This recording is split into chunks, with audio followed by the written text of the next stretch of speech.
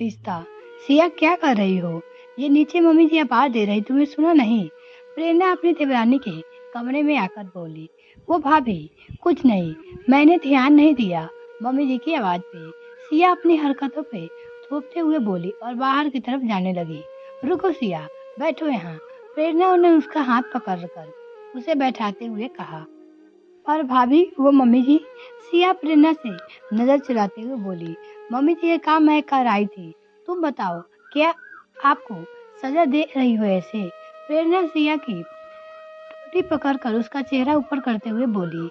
असल में सिया जिसकी शादी 4 साल पहले हुई थी, वो 2 बार अपना अंजाम बच्चा खो चुकी थी और अब डॉक्टर ने बोला कोई चमत्कार ही इन्हें माँ बना सकता है। जिससे सिया सबके सामने तो अपना दुख जाहिर नहीं करती, पर अकेले में कभी रोती, कभी अपने पेट पे तकिया बांधती, शीशे में खुद को गर्भवती महसूस करती और खुद ही तकिया गिरा रोती। हालांकि घर में सिया का वो ध्यान रखते थे सब, प्रेरणा तो उसकी बड़ी बहन की तरह ख्याल रखती है। प्रेरणा के बच्चे के साथ भी सिया काफी अच्छा महसूस करती है, पर फिर भी अपने पति राघव के सामने या अकेले में टूटे ही जाती है। आज भी वो तकिया बांधे शीशे में खुद को निहार रही थी। प्रेरणा आ गई। भाभी, ये सब मेरे साथ ही क्यों हुआ? मैं कैसी औरत हूँ जो अपने पति को पिता का सुख नहीं दे सकती? ये बोलकर सिया रोने लगती है। पगली, तू अकेली नहीं, बहुत सी ऐसी औरतें हैं और तू चिंता मत कर, कोई चमत्कार जरूर होगा और तू माँ भी बनेगी, समझी? अब जी छोटा मत कर, चल तुझे घुमा लाती हूँ, तुझे अच्छा लगेगा। प्रेरणा बोली। थोड़ी खाना खाने के बाद सिया तैयार हो गई। दोनों घूम कर आई तो सिया थोड़ा बेहतर थी। सुनो, सिया की हालत देखते हुए मैंने एक निर्णय लिया है, अगर आप साथ दो तो। रात को प्रेरणा अपने पति रितेश से बोली। ऐसा क्या निर्णय लिया है, पहले तो पता लगे। रितेश बोला। मैं सिया के लिए एक बच्चे को जन्म देना चाहती हूँ। मम्मी जी, अनाथ आश्रम से बच्चा लाने की हक में नहीं है और बिना बच्चे के सिया एक दिन पागल हो जाएगी, इसलिए मैं एक बच्चा उसकी गोद में डालना चाहती हूँ। प्रेरणा अपने पति से बोलती है। पर इस उम्र में, जबकि हमारे खुद के बच्चे बड़े होने लगे हैं, ये सही रहेगा? रितेश ने कुछ सोचते हुए पूछा। हम ऐसे बढ़ते हैं, ये सब ठीक होगा, बस आप हाँ कर दो, क्योंकि मुझे सिया का दर्द नहीं देखा जाता। प्रेरणा दुखी हो गई, बोली। जब तुम इतना नेक काम करना चाहती हो तो मैं भला कैसे मना कर सकता हूँ? तुम एक बहू, पत्नी, भाभी और माँ के रिश्ते में तो देश थी जेठानी का रिश्ता बखूबी निभा रही हो। रितेश पत्नी को गले लगाकर बोला। उसके बाद शुरू हो गई उसकी कोशिश। प्रेरणा की छोटी बेटी 10 साल की थी, उनका कोशिश वक्त लगा। तब तक सिया की हालत और खराब होने लगी। अब वो अकेली घंटों बैठी रहती। सिया, तुम्हें मेरे साथ डॉक्टर के पास चलना है, मेरी तबीयत ठीक नहीं है। और हाँ, वहाँ कुछ बोलना तो बोलना है, पूछना घर आकर। प्रेरणा एक दिन सिया से कहा। सिया हैरान हो गई। वो देखती रही और बोली, कुछ नहीं, आपका नाम? रिसेप्शन पर स्लिप बनाते हुए पूछा गया। सिया, राघव वर्मा। प्रेरणा बोली तो सिया आंखें फाड़ देखने लगी, पर बोली, कुछ नहीं। हाँ, तो मिसेस सिया, आपके लिए खुशखबरी है, आप माँ बनने वाली है। डॉक्टर ने चेकअप के बाद कहा तो ये सब सिया की आंखें भर आई, क्योंकि वो तो इन सब को सुनने को तरस रही थी। अगले पल वो निराश भी हो गई, क्योंकि माँ प्रेरणा बनने वाली थी, सिया खुद नहीं। खैर, दोनों देवरानी जेठानी घर आ गई। माँ जी, आपको पता है आप दादी बनने वाली हो और मैं बड़ी मम्मी। घर आई रहस्य में मुस्कान के साथ सिया को देखते हुए प्रेरणा बोली। क्या सच में? प्रेरणा के साथ निर्मला जी हैरानी और खुशी से मिले जुले भाव से बोली। भाभी, क्यों मेरे जज्बातों से खेल रही हो? आप यह फिर से मजाक उड़ा रही हो? सिया अब चुप न रह पाई और रोते हुए बोल पड़ी। सिया, मैं ना तो मजाक उड़ा रही हूँ तुम्हारा, ना जज्बातों से खेल रही हूँ। मैंने इस बच्चे को तुम्हारे लिए जन्म देने का फैसला किया है, इसलिए तुम्हारा नाम ही आएगा इन बच्चे के साथ। प्रेरणा ने मानो धमका दिया कहकर। क्या?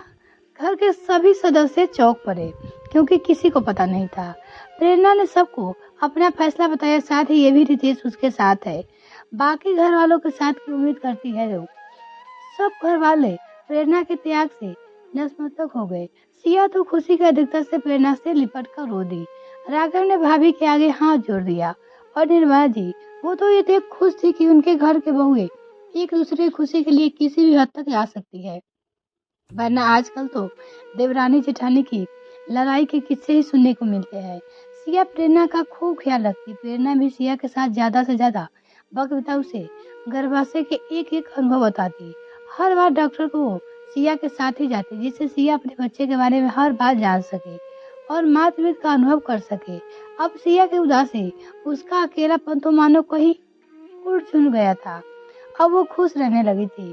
प्रेरणा, अगले हफ्ते तुम्हारी गोद भराई होगी, तुम अपने लिए नई साड़ी ले आना। गर्भाशय के 7वें महीने में निर्मला जी बोली। नहीं माँ जी, गोद भराई तो सिया की होगी, आखिर माँ भी तो वही बन रही है। प्रेरणा अपनी सास से बोलती है। पर बहू, ऐसे कैसे, आखिर बच्चे को तो तुम्हें जन्म दे रही हो। निर्मला जी हैरानी से बोली। माँ जी, मैं चाहती हूँ कि सिया को एक पल को भी ये न लगे कि वो माँ नहीं बन सकी, बल्कि मैं चाहती हूँ कि वो माँ से हर एहसास के लिए। इसलिए प्लीज आप गोद भराई सिया को करवाइएगा। प्रेरणा बोली। सिया आज अपनी जेठानी में एक भगवान दिख रही थी, जो उसकी खुशी के लिए न केवल 9 महीने का कष्ट सह रही है, बल्कि हर पल उसे एहसास भी करा रही है कि जैसे वो खुद माँ बन रही हो। बेटा, मोहल्ले की औरतें क्या कहेगी। निर्मला जी बोली। माँ जी, आज नहीं तो कल उन्हें पता लगना ही है इस बच्चे की माँ सिया है, तो आज ही लग जाने दीजिए, क्या फर्क पड़ता है। प्रेरणा बोले तो निर्मला जी निरंतर हो गई। प्रेरणा ने खुद को से सिया को गोद भराई के लिए तैयार किया। भाभी, मेरी कोई सगी बहन होती तो शायद वो भी मेरे लिए इतना त्याग ना करती जितना आप कर रही हो। मैं तो आपके चरण भी धोकर पीऊँ वो भी कम होंगे। सिया प्रेरणा के हाथ चूमते हुए नम आंखों से अपनी दीदी से बोली। पगली, मैं तेरी बहन ही तो हूँ, खून का रिश्ता ना सही, दिल का रिश्ता तो है ना।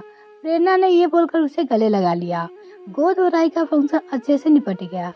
सब सिया और प्रेरणा के रिश्ते को बहुत सम्मान से देख रहे थे।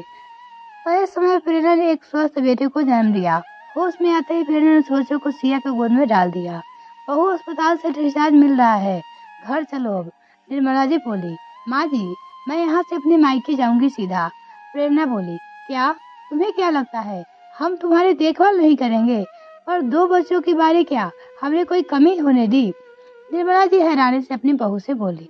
माँ जी, बात को समझिए, सिया की खुशी के लिए यही सही है।